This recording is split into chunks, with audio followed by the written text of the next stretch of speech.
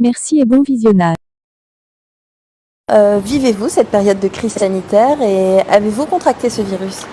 Moi, je l'ai vécu assez bien parce que j'étais bien confiné, quoi. Je ne l'ai pas attrapé. J'ai fait une prise de sang il n'y a pas longtemps, puisque quand on se fait vacciner, un mois après, il faut faire une prise de sang pour vérifier. Apparemment, je ne l'ai pas attrapé. Bon. Merci mon Dieu. Aujourd'hui, vous êtes vacciné, vous l'avez dit. Pour quelles raisons vous avez fait le choix de vous faire vacciner et comment allez-vous surtout aujourd'hui? Moi, je me suis fait vacciner parce que j'ai vu plusieurs de mes copains ou des gens proches mourir de Covid. Alors, ça se rapprochait de plus en plus, quoi. Alors, tant que ce sont des gens qu'on connaît vaguement, qu'on a entendu parler, qu'on voit à la télé, oui, bon, ça paraît un peu abstrait, quoi. Et puis ça se rapproche. Ça devient des copains, des gens de la famille. Donc là, ça commence à devenir sérieux, quoi. Et alors, on va écouter une question, puisqu'il y a encore des gens qui se posent des questions et on va tenter d'y répondre ensemble. La question que je me pose, c'est pourquoi on insiste que sur le vaccin pour soigner les gens du Covid-19.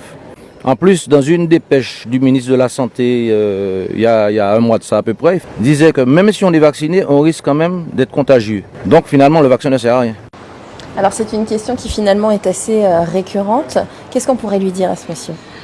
Je comprends qu'il doute, parce que de nos jours, avec les réseaux sociaux, il y a beaucoup de gens qui donnent leur avis, qui en parlent comme si c'était des scientifiques, alors qu'ils n'y connaissent rien.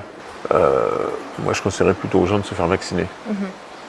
Bon, les fake news, les gens qui racontent des bêtises, oui, il y a toujours eu ça, mais là, ça prend des proportions, ils ne se rendent pas compte de l'effet que ça fait, quoi.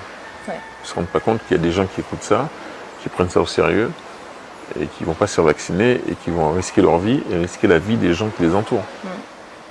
Je trouve que c'est important d'avoir des espaces d'échange comme celui-ci, où les gens peuvent donner leur point de vue, dire ce qu'ils ont entendu, ou ce qu'ils croient ou ce qu'ils ne croient pas, et puis que d'autres gens puissent leur donner leur témoignage, leur dire, voilà, moi personnellement, j'ai 4 enfants, il y en a 2 qui se sont retrouvés dans la porte de la réanimation.